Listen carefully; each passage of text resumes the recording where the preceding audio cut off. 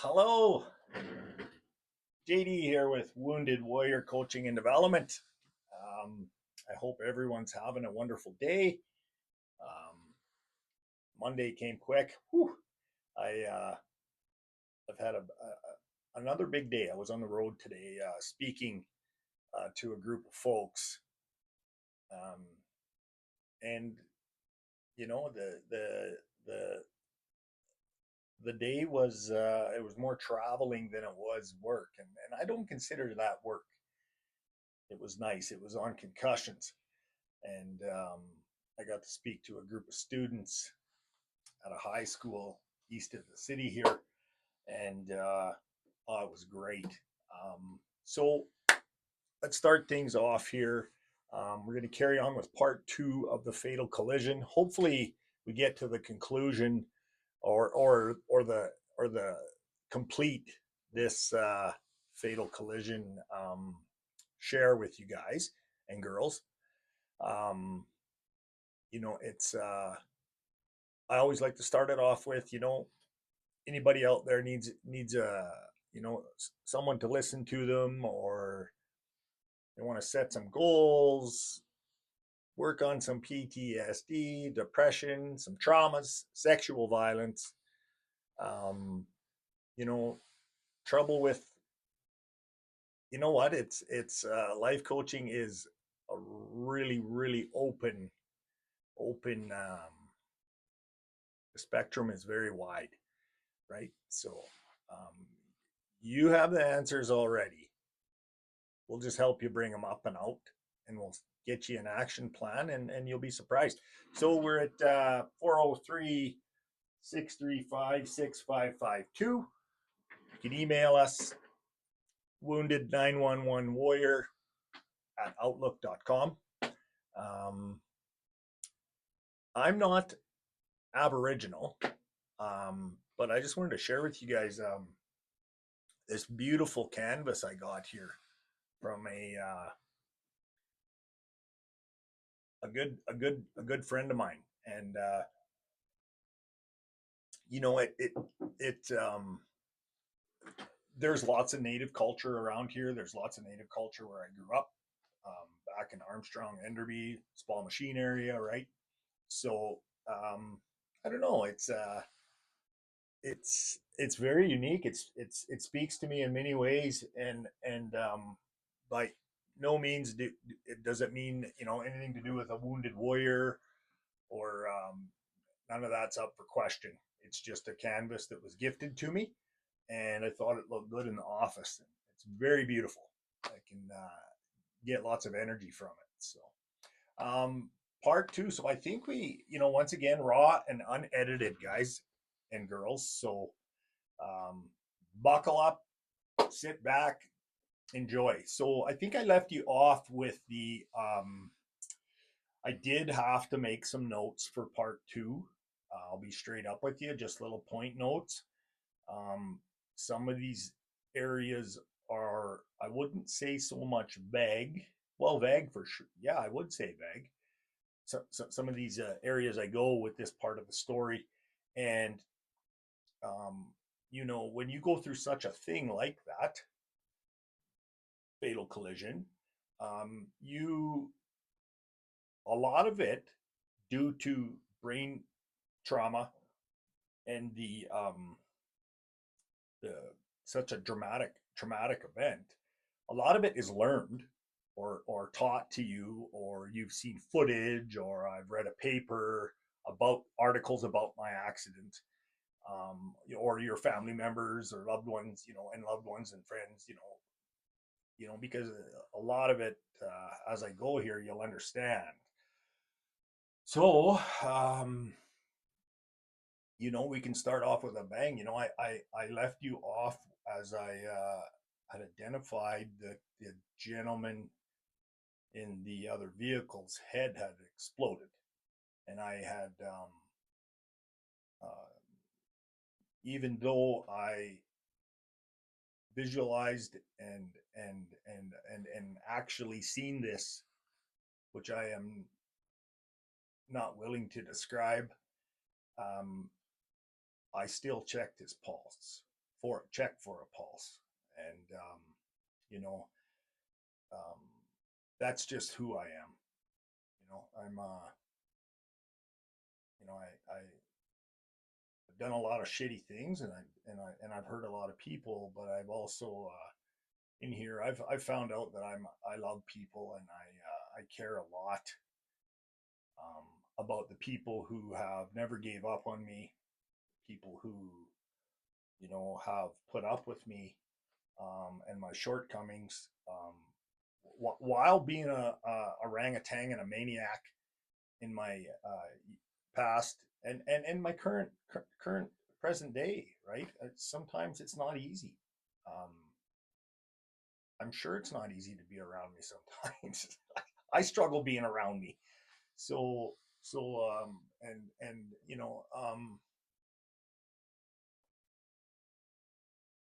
so here we are. I was smelling the sense of I smelt um, such an awful, uh, gross taste type smell. You know, after I got the young guy out of my vehicle, it was, if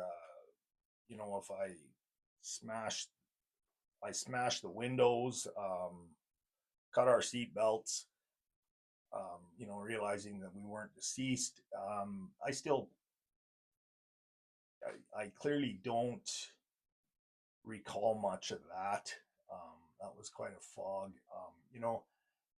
And and I'm glad I'm vulnerable enough here today to be able to share this with you guys. This wasn't planned to be on January 19th, the evening of January 19th. That's January 19th, 2018 was when the accident was. So, um, you know, it just goes to show you how time passes and things get, you know, I wouldn't say so much easier, but the healthier you get and the more productive you can get as an individual to overcome things.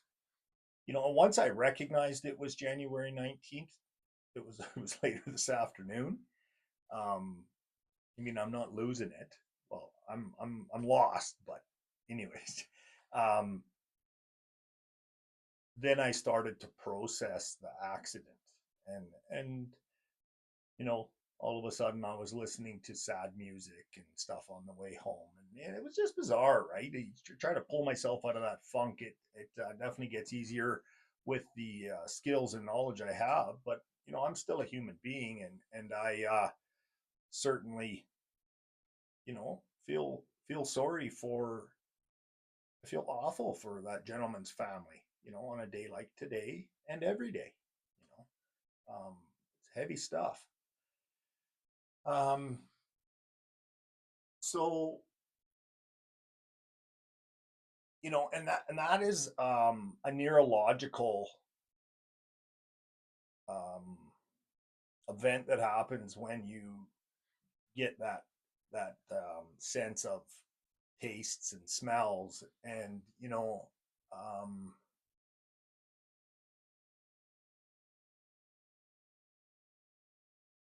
I just really hope that nobody out there has to go through such a thing. Um, accidents happen all the time, and I just hope that nobody, we all get in a fender bender, or we all, you know, drive by an accident, or you're a first responder, you're a firefighter, you're a nurse, you're police guys, or you know um, doctors, all this stuff. Um, that's got to be pretty taxing, taking that on a regular basis, right? So hats off to you guys. Um, and being a survivor of such a thing, um, I'll tell you, that's the hard part. That's the hard part of all of this. Especially back in the early stages of going through this tragic event, right? Um, it's powerful. Like I got to do a mic check because if this thing dies on me, I don't know when I'll do this story again because you got to be in quite a semi-prepared state and to do this, and especially this part of it because it can be foggy, right? So check, check, check, check. Um, Looks like we're still good. Um, and this is just my emotions. I'm not trying to make this funny. I'm just being me, being natural, and just rolling with this, right? So, um, yeah, it just takes an emotional toll on you, on myself, and everybody around me, right? It was, it's,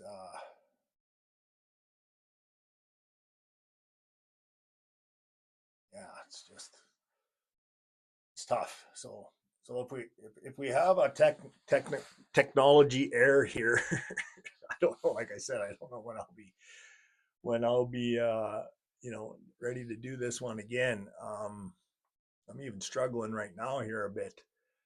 Um, Getting back to the event itself and what it felt like directly after the impact and the collision and stuff when I was wandering around. I knew I had something wrong with my head. I couldn't figure it out. What it felt like upon reflection was, for those of you that are from the North Okanagan and in our neck of the woods back home, uh, Enderby, Armstrong, Vernon, whatever, very very resembles a mushroom trip, right? Um, Very much so. But I would say a mushroom trip on walking on moon boots or something like that. I felt like everything was, and hearing was faint and then very loud, and everything was in slow motion, right? So um, I would say a mushroom trip, you know, times 100. If that's just what I'm trying to say.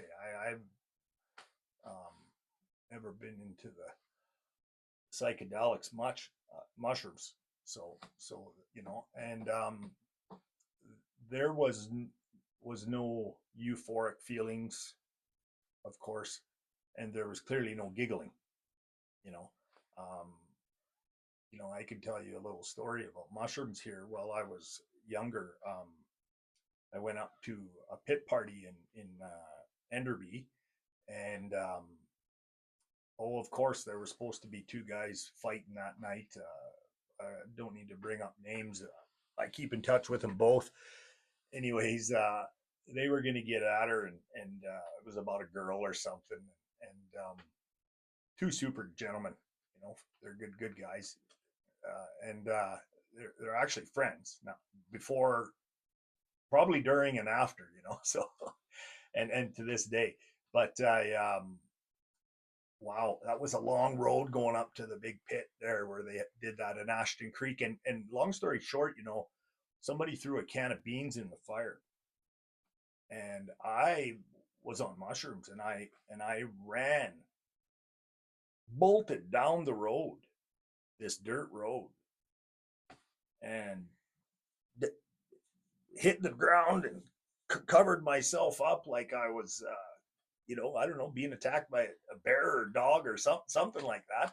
And it wasn't, but like so much time had passed, and all of a sudden people were honking and they were all leaving, and I just snapped out of it, and I could hear the music. I found my people, and we carried on. But whew, anyways, yeah. So um, it wasn't until actually even until I went to college here the last couple of years to for life coaching that I learned, um, we could take some electives, And so this might help you guys understand why I work with really ride the fence on the trauma, right? Just being, you know, oh, he's just a life coach. Who does he think he is? Well, I took some electives, and so one of them groupings was with addictions, and the other one was with traumas. You know, PTSD and you know, I really worked on the ADHD. That's not a trauma, but it was part of that program too. So anyways, I only found out then that it's the neurological thing that happens to you is called it's such a weird name. It's called tachysensa, and it just instantly happens. You know, when you're in a situation of trauma or whatever, right? And yeah, so I mean, it really it blurs your vision. Um, your depth perception is off. Your you know, you're there. There's just so much that you know it just really rattles you. Um, so so yeah, that's what that's called. It's you know, and it's usually to when something happens to you that is uncontrolled, right? So um, you know, and so yeah, that's what it does. It attacks your senses. Okay, and I know I'm dragging on here, but I'm doing my best. Um, better have one of my little chew things here. Keep her going. Oh.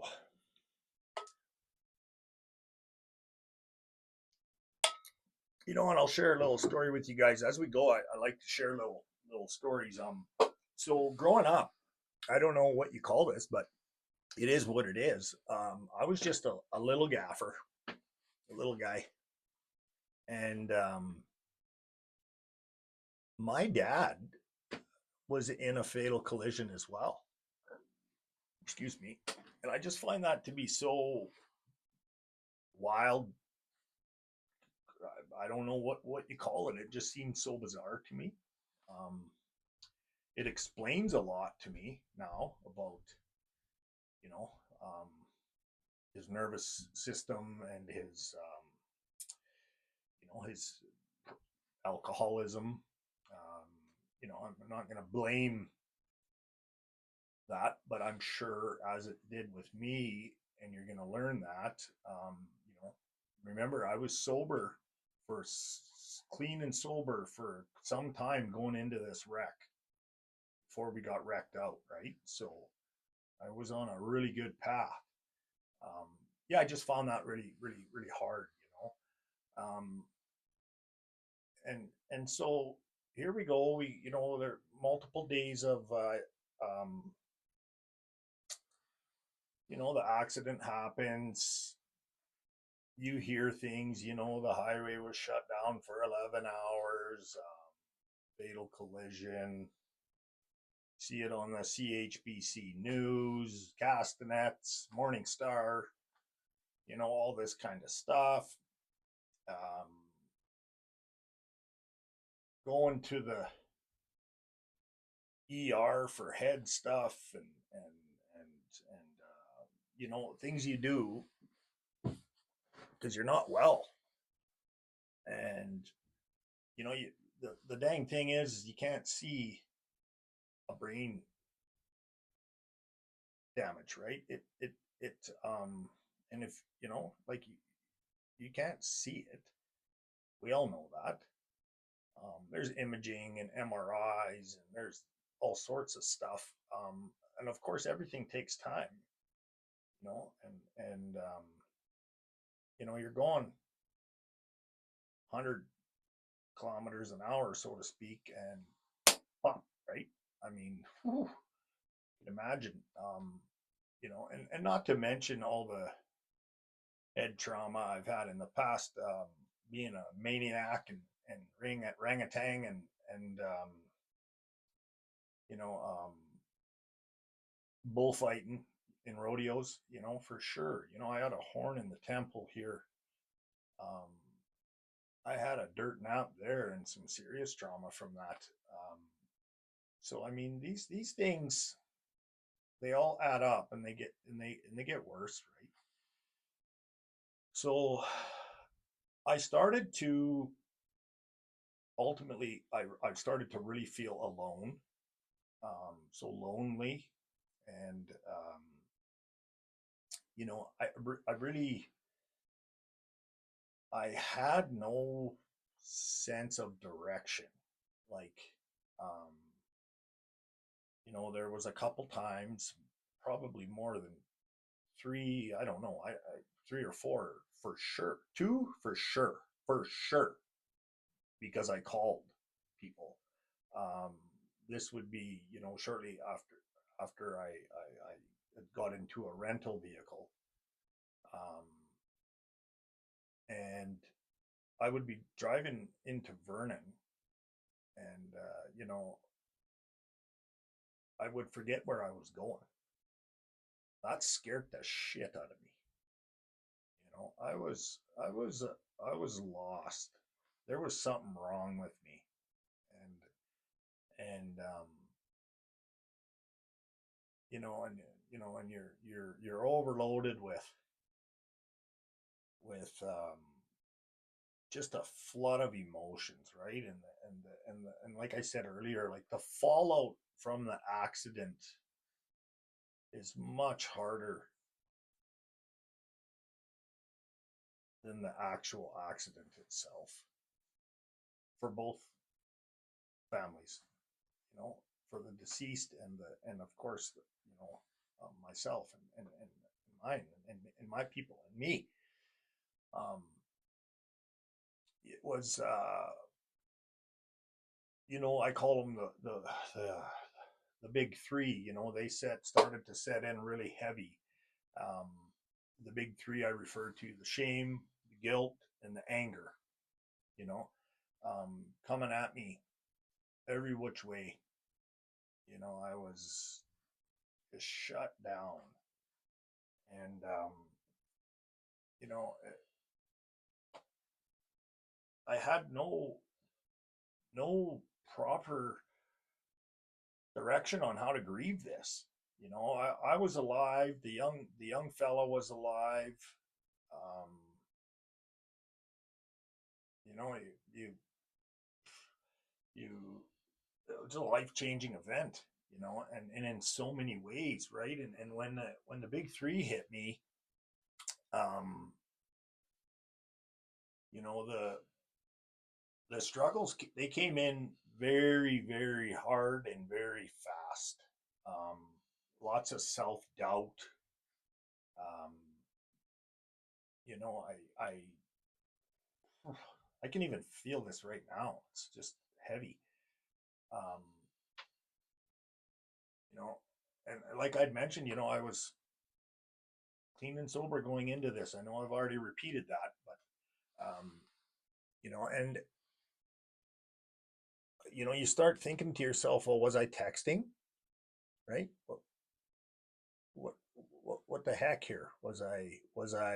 Did I pass out? Right? Did I have a medical event? Um, like, man, and it really, really started to affect me when the RCMP, they did, like, my vehicle was gone. It was within those 11 hours of highway being shut down, it was transported to Kamloops to some forensic RCMP forensic facility in lockup, and that was that. That's all I was told. Um, and nothing against those guys; they're just doing what they do, but they really left me. Uh, in hindsight, maybe I don't think that, but in those times, um, the RCMP, they didn't even call me to to let me know anything, you know. Someone had found out for me that my vehicle was in Kamloops, um, at the forensic facility, you know. And I don't know how many times because I didn't know if I was going to be charged with vehicular homicide, or if you're texting, or what the heck was going on. Do I get a lawyer? Like, I just, you don't know. You don't know, and so uh, I'm not crying. I'm just got something in my eye. Uh, I called the police stations multiple times, and we're talking, after some time, I gave them an opportunity, um, which I thought back then I deserved a phone call or an update or something. I mean, there's a deceased man, um, and I was involved. I T-boned him. So, what the heck? The vehicles were scattered all over, 4 lanes of traffic, and like, it was a big thing. And so, who do you call? You check in with the cops. They investigate these things. And so I called the police multiple times, and left messages, and just didn't even have a card or anything. And oh yeah, constable so and so will get back to you, and by the end of the day, and then nothing, and nothing, and this went on for 30. Um, I would say it's what do we got here? Like just no updates. 30, 45. I think we're getting into like day 50, 51. I remember starting to put on the calendar when I and making notes when I wouldn't get like, didn't hear from the fuckers again. And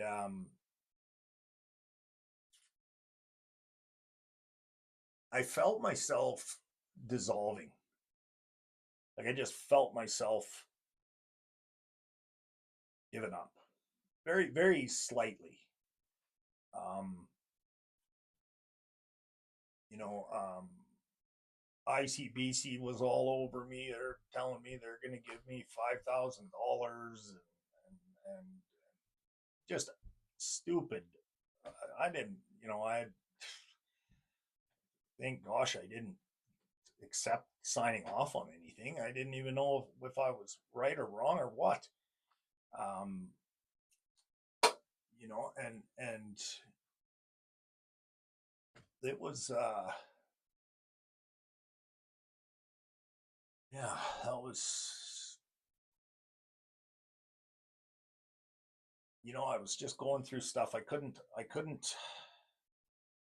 watch TV. It was too bright. I couldn't have lights on. It was too bright. I mean, I couldn't sleep. Um,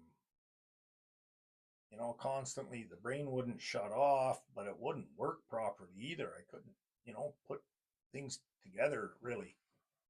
Um, Nothing was fucking going for me, right? Like, mentally, physically, I was, you know, banged up, um, and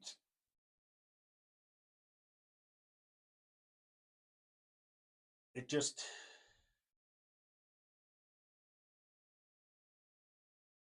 you only can lay in the dark for so many hours in a day, and not be able to sleep.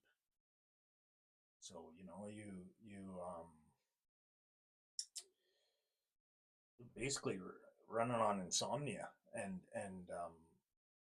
it breaks you down. You don't Your diet's off, and it's it's just a really, really bad feeling. If I was feeling anything, I was very confused, easily agitated, combative. Um, somebody could set a plate down on a normal day and it wouldn't bother me. But if somebody set a plate down, you know, post accident for 6, 8, 10 months, a year, a good year, it would just startle me and I'd get a sweats and I could just be instantly in that collision again, you know, and it was just, it was just awful, awful. And I didn't know what to do about it. And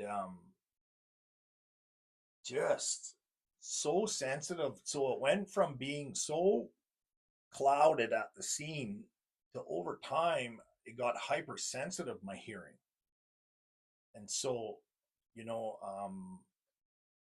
I'll tell you, when something goes wrong with your ears and your equilibrium, I believe that's what it's called. Um, you, you, you can lose your marbles, man.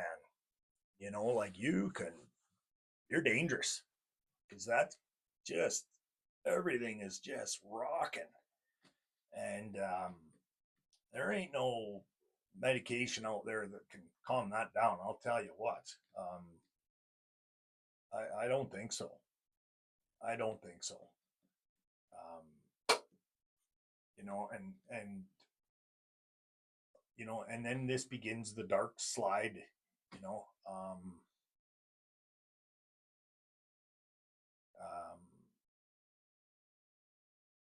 yeah, that's where things once the hearing got hyper, hyper active, and like I was just sharing with you, that's when I started to fall and slide to what became the you know always the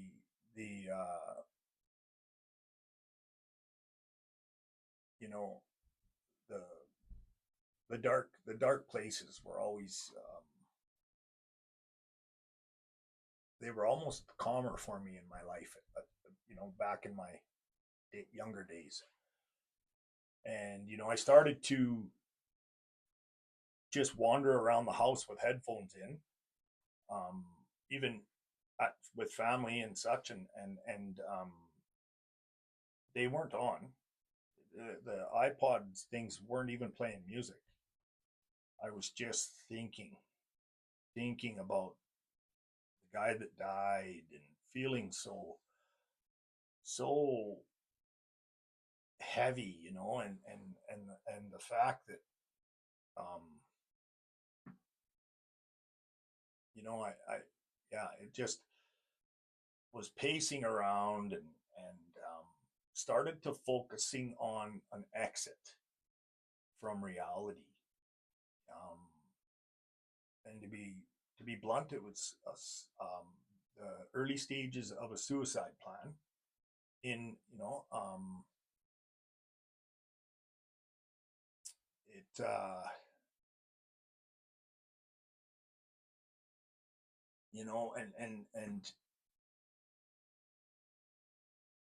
and that thought pattern of mine was like, I I killed a guy.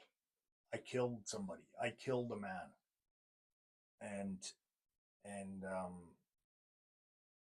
when you're thinking that, right? Because you don't know,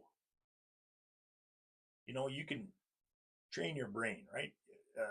Retrain your brain, and a lot of it is that you think positive and you hang around positive people, positive things shall come around you, or what have you, right? Stuff. I'm not trying to be hocus pocus, but when you're getting into that tunnel vision, and that's how you're thinking because you don't have any other answers. So here I was, somebody would, say to me, "Hey, I heard you're in that fatal collision, Glowski." I'm like, "Yeah, yeah, yeah, I killed a guy. Yeah, yeah, he's dead. Yeah, I did that." And it wasn't like out of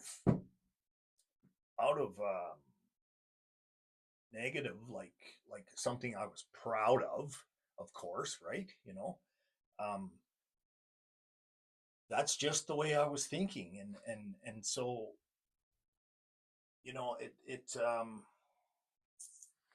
it it's yeah, it's definitely it's tough.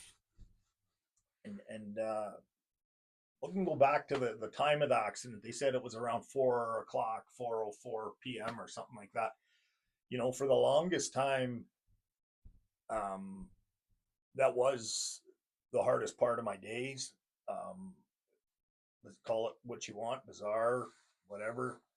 I learned that happens. There was a window of time each day that was worse than others, and it wasn't that I was um, necessarily reliving, you know, a pity party or anything. It was just a real bad time there. That 4 to 7 p.m. or 3 to 6 kind of thing.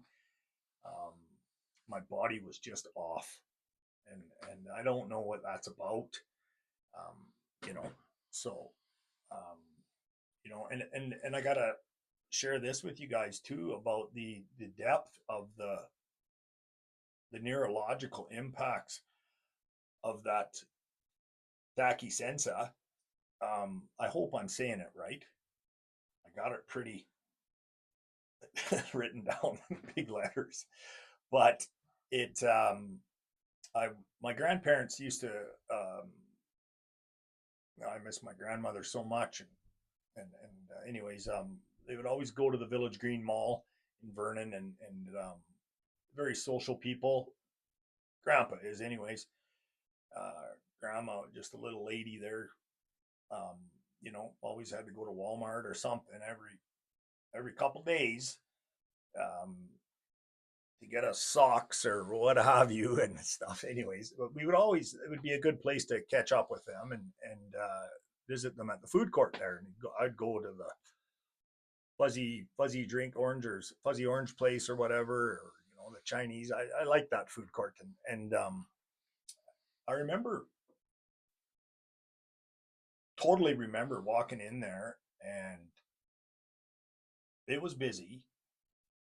It was dinner time or lunchtime kind of thing, and you know it just hit me. I sat down with them. I gave Grandma a hug and shook Grandpa's hand, and I sat down, and a flood of emotions hit me like a I was gonna say like a truck, but that's too that's not it just hammered me, and I broke down. I was bawling, had my hands in my eyes, and I shit you not, I could hear. I believe I could hear everybody's conversation in that whole dang mall. Um, I you know way down the corridor was this the food court was down here, and way down there was this BC lottery ticket booth. And to this day, when I process it, I can still hear this lady asking for a Gold Rush scratch ticket and a blackjack poker ticket, you know. And I looked way down there and I could see this lady. I couldn't visually see her well because it was so far down there, but I could hear her. And like I had to get out of there. Grandpa had to come outside, get me out there and kind of wipe me up a bit and my face and really we had to we didn't say much, but just get me strong enough to drive home. So that was when the fallout really, like, I couldn't even go out in public now. Like I couldn't go to the mall. I started to feel even more depressed and defeated, and you know and and still hadn't heard from the foreign cops or what have you, right? Like just um just done. And so it that's when the slide, the suicide slide, really hit high gear. Gonna do a check here again. We're doing good. These gadgets are hanging in there.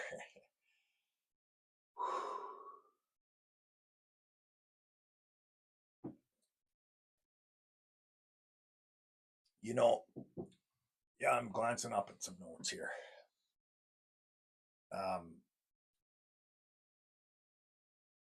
that's when the maniac came back.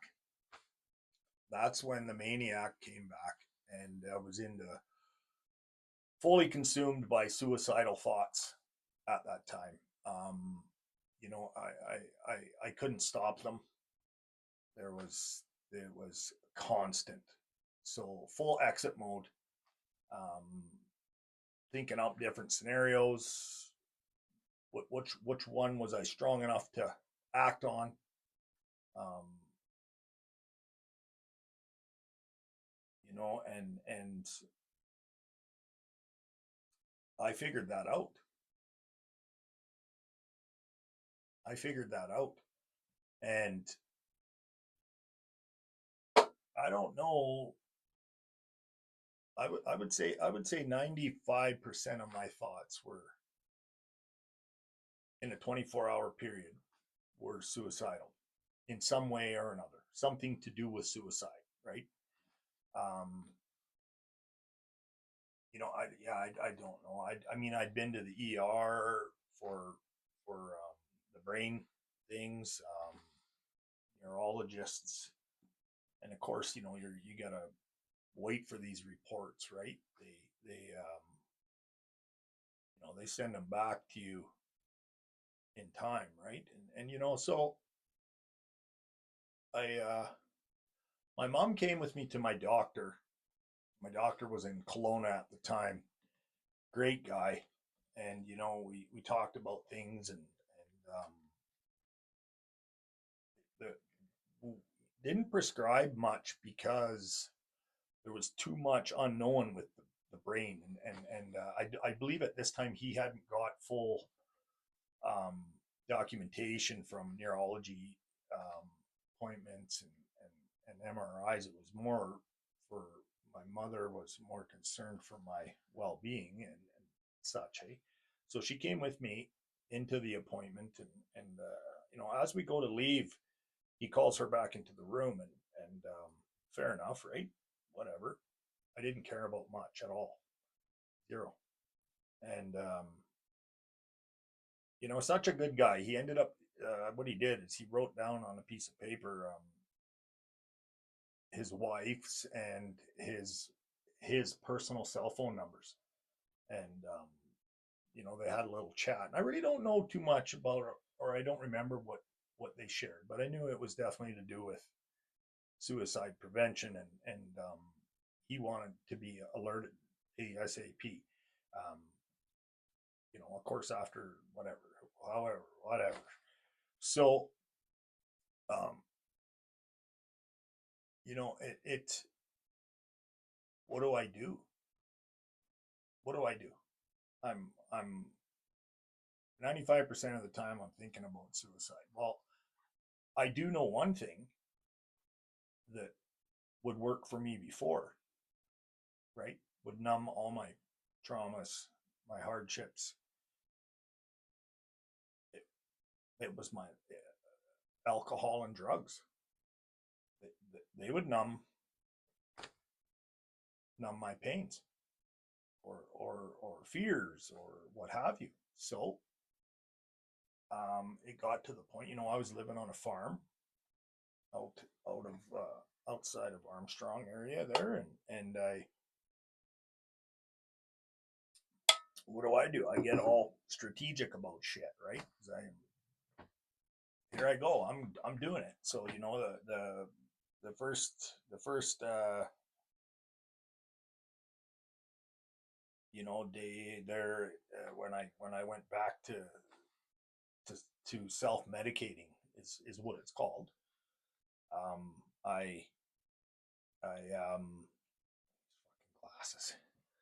You know, I went to town and bought a large bottle of vodka and and Dr. Pepper. Gross, eh? That was one of my favorite drinks, and I could drink it straight near the end of my alcohol days.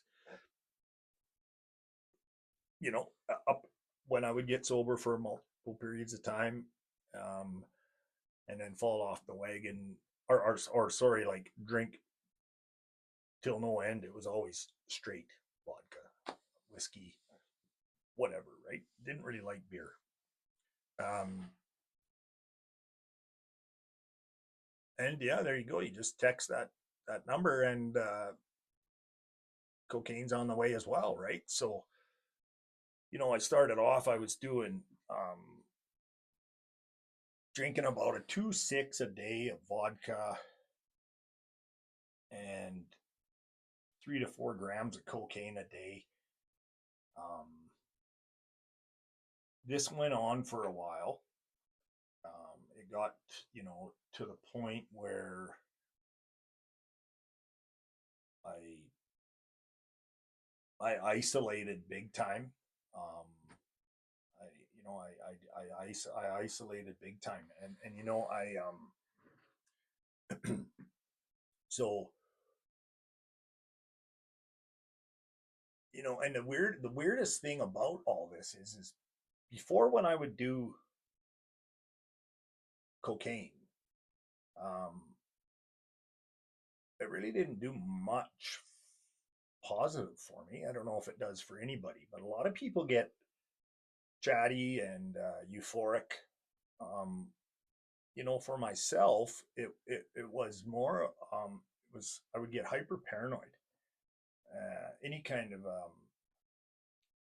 even and so the police would be under the couch, under the mat, driving by, like, and I'm talking heavy, intense, so intense paranoia, uh, pre-accident, that I would, lay in bed and just, think maybe I was gonna watch porn or something, or watch a movie. It wouldn't take long. I'd just snap into a psychosis state, and so the paranoia would get so bad that it would take so much to. I ended up doing like larger lines and stuff of this drug because I would get so scared to get up. Somebody was in the kitchen. Somebody was, you'd hear things and stuff like that, and so it got bad enough that I actually would lay in bed and be so paranoid that I didn't want to get up or move out of my bed that I'd piss my pants. Right? Like, not because I was shutting down. Well, because I was so paranoid, I would just shake and vibrate. And oh my gosh, what a way to be. And so I don't know, but after the accident, I never had the paranoia, not to that level. And I'll tell you, for years of drug use, that's where I would go. One big rip and paranoid freak. Um, needed didn't it didn't associate with nobody, didn't text anybody, didn't call anybody. Straight, just paranoid, scared shitless. You know, of what I don't really know. Like I say, authorities and shit like that, or you hear somebody in your house or what have you, right? Just out of control, can't protect yourself, kind of feeling, and you just feel scared. Um, and it got to the point where I couldn't drive because I would be so intoxicated and high. So the next best thing was to call a taxi and get a taxi to deliver the liquor, and the the fellas there, they would come by with the cocaine, right? Easy for three. And I'm not being grandiose or boasting, but I'm trying to give you a sense of the amount it took to numb the pain and suffering that I was feeling at that time, but it did not eliminate the suicidal thoughts, right? It didn't take those away. I was going. Yeah, I was exiting. I was going. This was it. And I wasn't going to go from an overdose. So just hang on here. And it got to the point where I don't know if the guys went down because at 9 o'clock every day I could call them 9 a.m. I don't quote me on the times. It just became the same time every day, and I would be out and I'd call and oh, you gotta wait till such and such a time and text dial a number or whatever, dial the dope or whatever. And there was a time in that stretch where I don't know if the fellas had to shut down to reload or whatever they do. I don't know.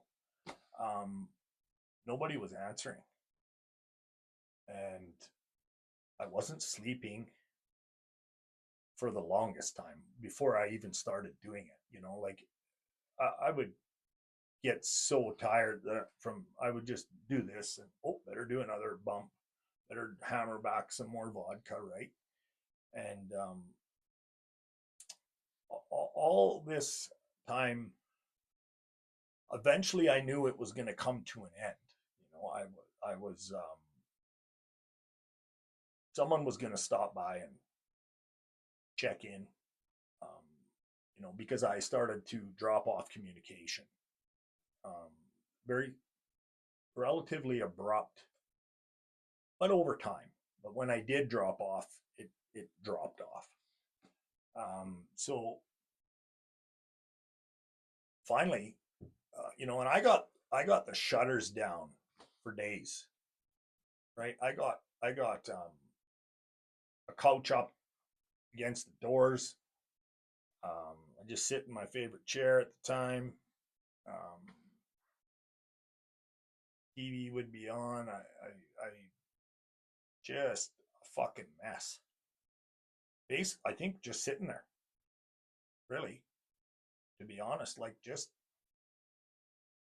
stoned, just kind of, and there was some paranoia. Don't get me wrong, but it wasn't like it used to be. I find that so bizarre, um, for the amounts I was doing post accident, right? So the the boys or the whatever they do get back to me, and it's quite lots of time has passed. I haven't had any blow for a good probably 6-7 hours now, and so things are getting wild. So I order a half ounce, and they come out. I open the little window and swapped up, boop, bump, done. And and I'm not trying to make light of this, but I I I guess I'm trying to lighten it up a bit. So I am trying to make a little bit of light of this, make it lighter. But I'm not trying to talk like I'm El Chapo or the dude from Scarface there or whatever. But that's what it was like. I just put that little whatever it was, half ounce down on a plate, smashed her up. It was there, and just drinking. Now I'm straight vodka, and I knew it was only going to be a matter of time. And I'm talking like,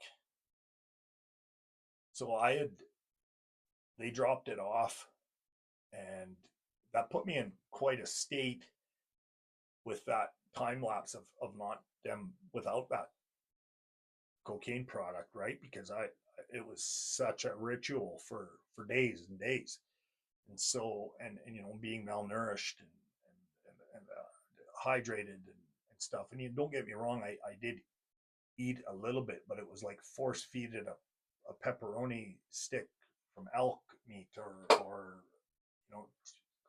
cup of cheese or a little bit of cheese or something, and of course a little bit of water. Um, um, why, I don't know. I guess I didn't want to go out that way. So but yet I was determined to kill myself, and um, so I got that half ounce, and I started to. It got real. So I was just giving her. It was out of control, maniac, man, maniac. I call it. And I started writing letters, goodbye letters, to the people that I cared about. I started, and people who, like I said before, you know, from what I assume, never gave up on me. Um, and if you, and some of you still keep in contact with me, and I thank you for that. This is a journey and a half, um, you know, to get where I am today. Um, so I started to write letters, to the people that were, they weren't acquaintances, but they were good friends, or I called them friends. They may not have called me a friend. Some of you may not call me a friend, but you pretend to be my friend. It's okay. We all um, are allowed to. We can't change people, places, and things, and I'm sure there's people out there that quite like me, and I may not feel the same about them, or I don't know that they do. So, anyways, that's a whole different rabbit hole. Um, yeah, so I started writing letters, and I was thinking, okay, so here we are. We got um, I had this good buddy, and he had been out to the farm a handful of times, and he's kind of he's a, I'd say, farmer type guy. Anyways, I got a hold of him, and he didn't get back to me right away. So how it went down was I was texting him, and just kind of feeling out the waters, and then I said, well, give me a call when you get a chance, and how it went down, and he called me, and he said, oh, what's going on, man? I said, whatever. I said, hey, the the neighbor's dog bit my buddy's daughter. I said, can you bring me out a freaking handgun? I said, I want to shoot that fucking bastard. He's like, oh yeah, no problem, man. I'll swing by any bit or whatever. That was it. So that's what I had my plan. Now I had my action plan was getting real, and it didn't phase me. It didn't phase me, and so he ended up coming by, and he brought me a pretty heavy duty handgun, and bullets and the whole shebang, and he seen the cocaine. He wasn't he used to do it. He knew I did it. Um, he wasn't much of a talker. Here you go, give me a call in a few days, buddy. I think he did have a shot of, or like a glass of vodka and 7 Up or something, because he hung around a little bit, but he never did um, ask me any questions. Like, I had that house in a pretty weird state. I had the fucking miniature, the love seat couch thing over by the door because I had to move it because he was going to come in. And it looked like I was moving, or like everything was. But he didn't put it together. And he didn't. Not much. Take care. Be in touch, bro. Yep. Okay. And so time passes. I don't have track of time here, right? So we're still doing good there. The microphone. Um, whew, this isn't freaking easy. You know, anybody out there that's having suicidal thoughts or you know of somebody, you know, I understand that what it feels like not to reach out for help because you're feel deleted and you can't reset. Um, you know, you're not alone, but I'll tell you what, it's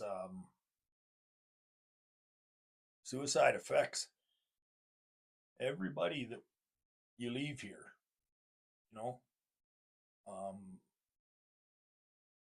there's a way to get through this. There's a way to get through this. Now,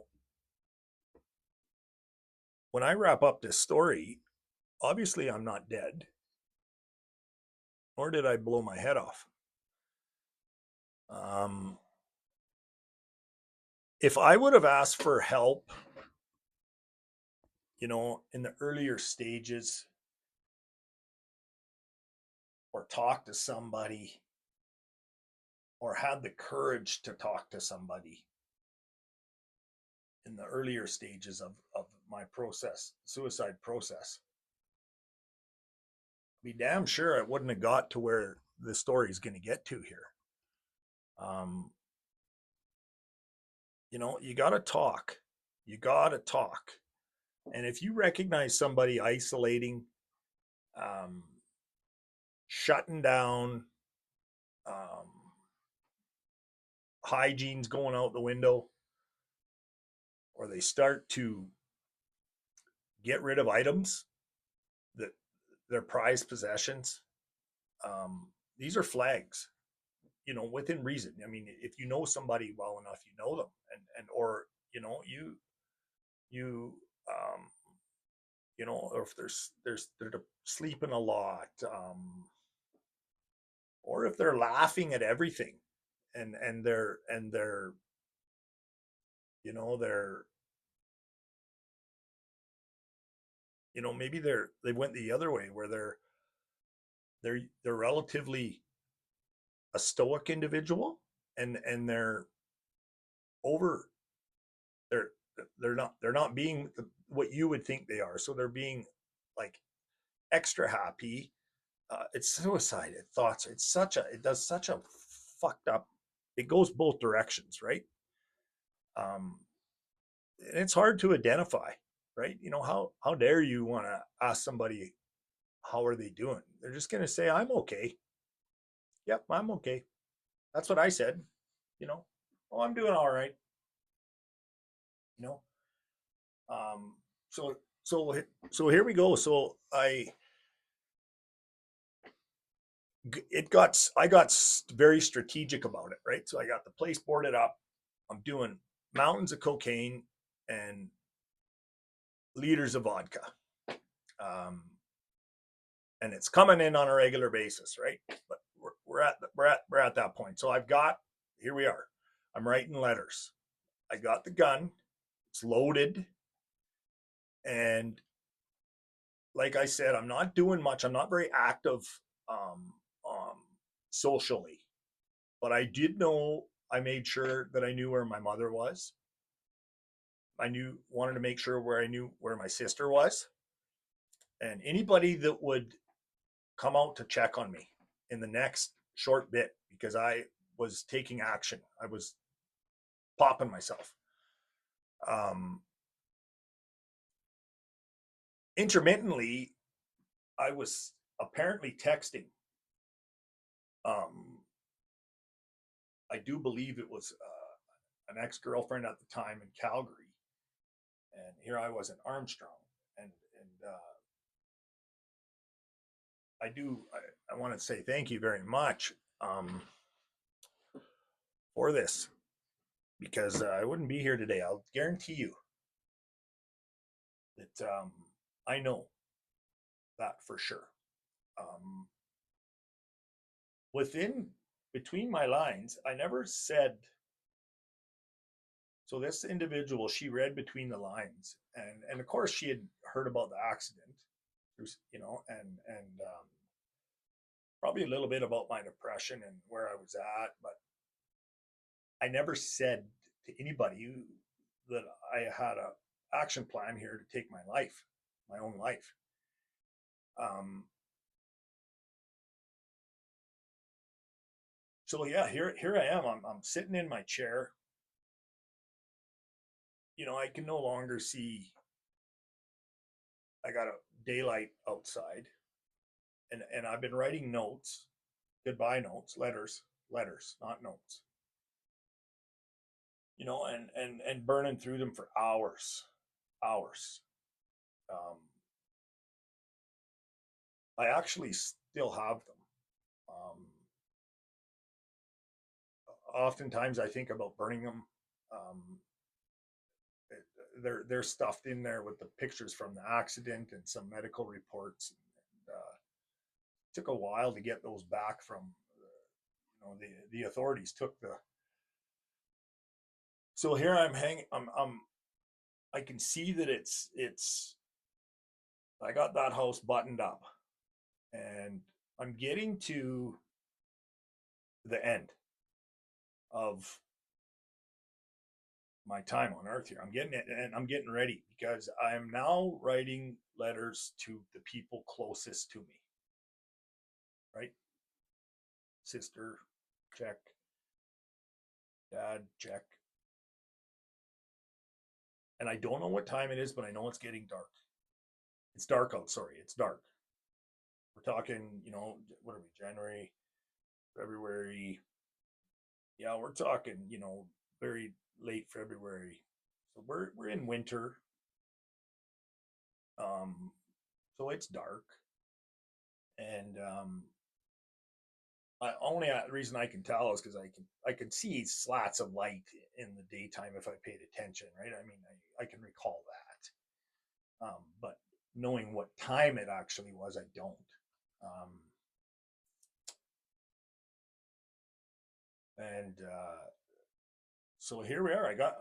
I'm writing notes. I'm down to, I believe, my grandfather and my mom, and I'm emotional, but you know, trying to process what I'm thankful for and what I'm sorry for, and oh, those letters are gut wrenching. Um, all of a sudden, fucking bang, and I'm on on my hardwood floor. My head's twisted, and I can feel boots running around me, and I'm like, laying on the ground well, it's real. It's not like the movies. This is fucking happening, man. And um, I see, like, brown black boots running around my body, and I can remember seeing this handgun, swirling across the hardwood floor, like it, dude booted it, and it's RCMP, RCMP, and they're pinning me down, and fuck, I didn't hear those guys, man. They were strategic fuckers. Holy cow. Um, that was fuck. That scared the pants off me, and so out I go. I go get hauled outside, and two of them I think escorted me out, and there had to be 6 or 8 of them or more, and fuck. Can you imagine if that gun went off? I don't know. I get they're trained, I guess. Um, or maybe probably they didn't want me to be able to grab it, I guess, right, to protect themselves. That makes more sense. um, at that point. And so this SWAT guy, they got me in this fucking jet black or jet dark blue SUV thing, and I'm in the back, and And um, so this lady, bless her soul, you know, she had called the RCMP of sorts, and channeled back to them anyways, and the SWAT team came out of Kelowna all the way out behind Armstrong by Spell Machine Golf Course there up to my farm. Um, didn't fucking hear them, didn't see them, you know, like nothing. Fucking threw one of those fucking bombs in the house, like they hear deafen me and rattle me and then attack me, you know. So I'll never forget this SWAT cop. You know, he he's sitting in the front seat doing all his radio shit and stand down and blah blah blah. And he's talking to communications, and you know he's checking on me back there, and I'm cuffed, or but I remember it wasn't handcuffs. It was like sharp fucking razor blades, and it actually was, I think it was zip ties of sorts, like zip ties. I remember that because they actually ended up um, just cutting them off with a knife and letting me chill after some time. But you know, once he realized that it wasn't a threat, I guess, and you know, he was a really, you know, relatively reasonable guy. You know, and so you know, I'll never forget this. He said to me, you know, he said, um, I later learned that if there was any kind of a fuss, that he would have been the negotiator. So if they would have been able to contact me, if I think due to the fact that the gun was so readily available to me that they didn't have an option, and they were able to see it through the windows or their cameras or whatever they fucking used. I don't know. Um, to snoop in on me, that they decided that that wasn't going to be an option. They had to bulldog me down and just, you know, strategically get in the house. So they definitely did that. Um, he had told me that he had been through um, multiple, you know, in his years in Vancouver and Prince George and stuff with suicide. You know, at a high level, he would be the one, or you know, get some talk people down. But he asked me. He said, "Hey," he said, you know, he opens the thing and we're talking, and he says, you know, I'm going to share something with you. He said, I've been doing this for a lot of years, and so what I just told you is what he was going to say now, what I'm going to say now, or whatever. But he said, read these, read this, read all these. So I'm looking at them, and you know, lots is going on, right? And I'm still, you know, hyper basket cased out from the accident. You know, I'm having these, and I'm high as fuck, and I'm hammered, but I'm normal too. Like I'm not, I'm just so shut down, right? Nothing was doing anything. I was just dead, but I was not. And so I'm looking at these papers, and he says, "Do you understand how close you were to taking your own life tonight?" And I said, "Well, I think I'm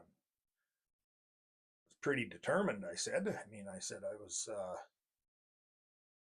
writing notes, goodbye letters or what have you." And he said, "Yeah, you were." He said, "What are you reading right now?" And I said, "I haven't really looked yet." So he turns on this fucking red light and then a white light. Now I can see. I'm stoned, right? And I wasn't hallucinating, right? So, you know, got my undivided attention, and he's leaned over there, like looking me in the eyes, and I shit you not, I didn't recognize the 3 to 4 letters that he had handed to me. I knew that they meant something to me, and I was a part of them because it was about my family, right? It was to dad, um, to my sister, and but I couldn't recognize the writing. It got so perfect, and everything was to a T, and every like it was just so beautifully wrote. And I, to this day or prior to that, I had never ever been able, I still can't, even if I tried, to write so serene and smooth and meaningful, like not the words, but like in the writing you could tell. And he told me that, statistics and all their training and such, the extra training he's got or whatever, that, and then he showed me notes or letters, I keep calling them notes, um, from hours before, where my writing's just choppy, and but that was to like an uncle, you know, um, my mom's brother that I'm close to, right? So as I got closer to pulling the trigger, so to speak, the more thought and focus and closure and ending was coming, because I got finer and neater and deeper. And he said, you were 2 to 3 notes away, my son, from killing yourself. And I I believe him. I do, you know. So away we go off to the hospital. I spent some time in the unit there, and I end up getting out, and I get home after the I think it was a day or two later or what have you. The doctors send me away and made sure that I was not going to hurt myself or harm anybody else.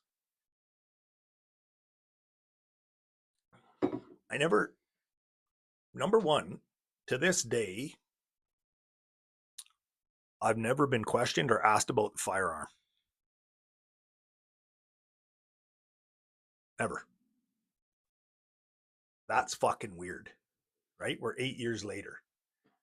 Um, my buddy found out obviously what went down, so he never gotten shit. Nothing. It's just weird. I don't want to go down that rabbit hole either, because where is it? Who's got it? Excuse me, jeez. Um, so I get home, and I shit you not, half of that plate is in plain sight. It must have got booted under the chair or what have you. The $100 bill or whatever it was I had there to snort the drugs. So I'm thinking, I get home, and I'm thinking, well, this is a joke. Fucking cops took the drugs and put fucking baking soda or flour in there or something, because nobody else had been in my house. They destroyed the place. It already looked like it had been destroyed because I was setting up a freaking bomb shelter. Um, but no, they made sure that they, searched high and low for what have you. But anyway, so I'm like, well, better check this out. Boom, it's blow, right? It's the same stuff. I mean, there was probably maybe 2-3 grams left. I don't know. Um, so anyways, I end up finishing all that off, and if a couple days pass, I didn't do nothing bad or anything wrong, and so I don't know what went down, you know, another couple days later. Well, fuck, I get tipped off that I've said something stupid to somebody again, and here they come again. They're coming out of Armstrong apparently or something. So I had a buddy. He was he there and he just left, or he had just got. Anyways, we got the fuck out of there, and we ended up getting away. Like I ended up getting away from the house before the um, police arrived. I remember talking to the neighbors after, and they told me that three of these police cars came, just normal police cars, and they were running around like crazy and shit. And so I had a family member that tucked me up in the bush up at her house, and we won't be saying names, but thank you very much. And she fed me, and I finally crashed. But there was a all points bulletin out for me, and could be armed and dangerous, and do not approach, and all this stuff going on for 24 48 hours or something. So anyways, the next day or two, I'm exhausted, I'm defeated, I'm done, I'm couldn't even kill myself. And the second time I wasn't going to. I think I just somebody I alerted somebody, maybe said the wrong thing to them, and they blew it way out. But I was already on the radar for the days before when everything was fucking going down, right? So my sister's, calls me, and she's bawling, and family's all upset, and fucking cops are looking for you, and you're all over the fucking, they're like they're looking for you. You're armed and dangerous. Like you got to get yourself turned in. So I whatever. So I'm driving, getting home. I'm not driving. I'm getting a ride home as well. I think it's family. Um, and I phoned the detachment and said, "Hey, yep, this is me. Here I am. I'm at home, and I got no weapons. I'm exhausted here. Like I'm done. This is it. I need, I'm ready to put my life back together here. There's got to be a way." Well, he says, "Don't fuck around. We're coming out, and there's going to be a pile of us, and so just be calm." I says, "Well, okay, fair enough." So I wait. There they come, and they didn't come in too hot. I greeted them more or less out from outside the door so they could see my hands and all that bullshit, and put my pocket knife away, and stuff like that. And so they sit me down at my kitchen table, and they're three of them, and they're talking to me, and I know that what they were doing is they were interviewing me, and they were all assessing me in a way in a way to see where I was really at with my head from their standpoint, right? Um,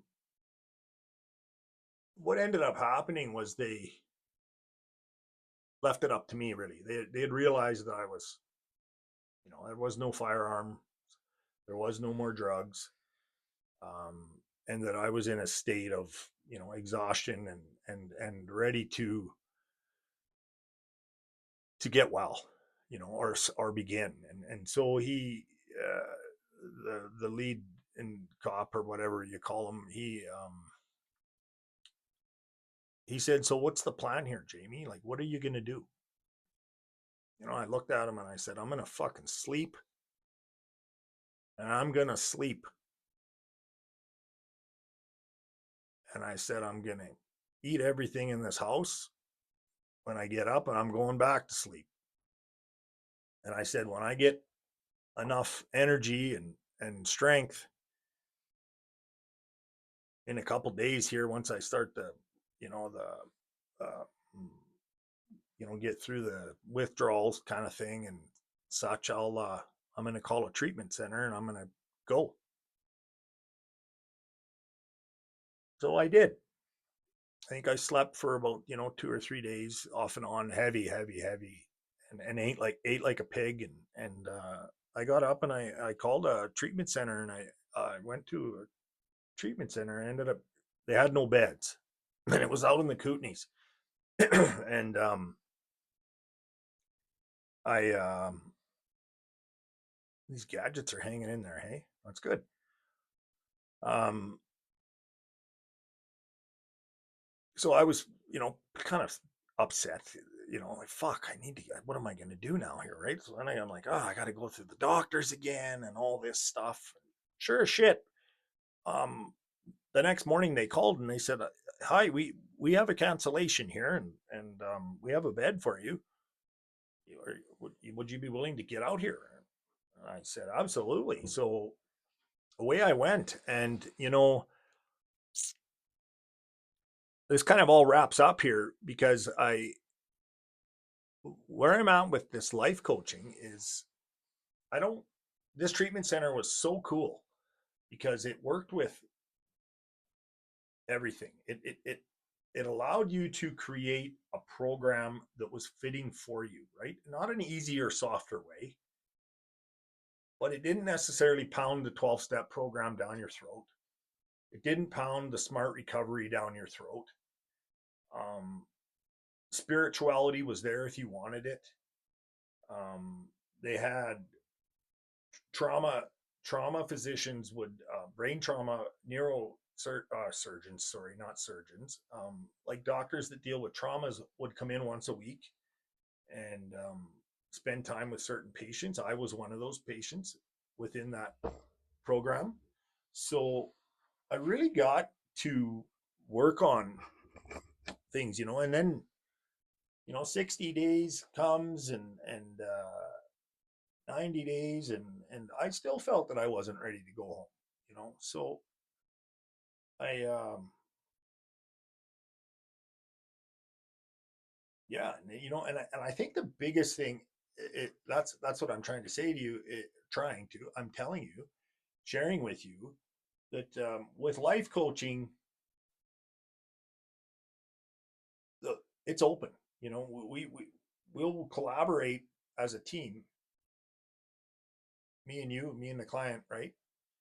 I'm talking to individuals out there, and we can create a plan together for things that will maybe put you a little bit out of your comfort zone, but not something that you just are like, oh fuck, I ain't doing that, right? And there's so much out there, and so many neat little toolkits and strategies, and just like littlest things like the wheel of life you guys see there often, right? Something like I've already mentioned to you before, so elementary. When we do it on a regular basis, every couple weeks or what have you, you'll be able to see the growth and the micro goal setting, right? Like micro goals in between reaching your big goals and stuff. And the only thing I really wished, and I think one day I will, is get trained on EMDR. They utilized that with me at that facility, that treatment center, and you hold these levers in your hands, and the counselor, the trained professional, actually psychologist it was at that time, um, coaches you through your traumas, your story, right? You get to that point where you get to go work in the EMDR area, and it takes your sweat glands and your heart rate, and it follows your eyes, and when you get something, even the smallest trauma, um, it helps you remember things too, and you end up hitting the levers, and how much hard you squeeze them and all this stuff. And I believe that's really what saved my life, right? Was the openness of the center itself, right? It gave several options, um, for me to execute, an action plan for my recovery, and to start getting healthy again, right? Um, have I been perfect since that time in my life of treatment? Absolutely not. No, no, no, no. Have I been sober for a lengthy period of time? 110%. And so, um, you know, we got to grow. Got to keep at her. This has been a long one, guys and girls. I apologize that I drag on. I thank you if you've got the courage to watch the whole thing and put up with my, my process of sharing on online these things. Like I said, they're not easy. Thank you very much. I wish you all the best. Give us a shout, 403-635-6552 or wounded911warrior at outlook.com. Have a good night. Thank you.